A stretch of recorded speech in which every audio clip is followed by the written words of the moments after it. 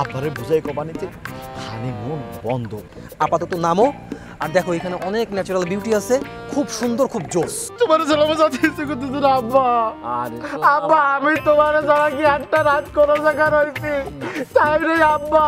কোনো সমস্যা নাই বাজান, তুমি যাও, আমার ভালো লাগবে। আব্বা আমার দোয়া করে ফুটিয়ে দাও। আল্লাহ আল্লাহ ভালো করে আরে যাও যাও যাও যাও যাত্রা করো। তুই ব্যাগ না নিতে পারবো না। চলো আমি নিচ্ছি। যাও মা খালো, আপনি চিন্তা করেন না, আমি আছি। আর কি হয় না হয় আমি ফোন করে আপনার সাথে।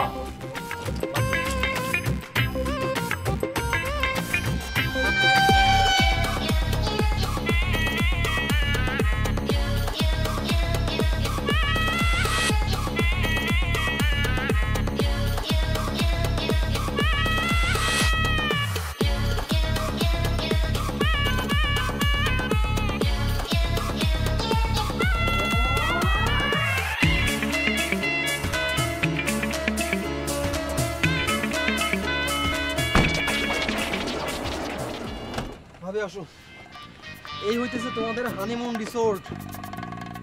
কি ব্যাপার আনন্দ ভাই, তোমারে কি লাল গালিচা সংবর্ধনা দিতে হইব? নামতেছো না কেন? নামো।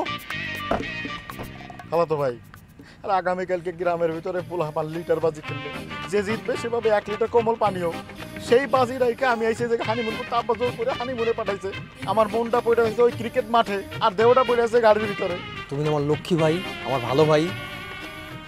শোনো, এইখানেও সব ধরনের খেলাধুলা করা যাইব, আমি ব্যবস্থা করে দেবো। আর এই বিষয়টা তোমার পরে বোঝায় বলতেছি। আপাতত নামো আর দেখো এখানে অনেক ন্যাচারাল বিউটি আছে, খুব সুন্দর, খুব জোস। হ্যাঁ মামু, এ খালতো ভাই একটা কথা শোন, একটা কাজ করি। এই গাড়িতে কইটা আমরা আবার বাস স্ট্যান্ডে যাই, অন্য গাড়িতে বাড়ি চলে যাই, আব্বারে বুঝাই কমানিতে হানিমুন বন্ধ।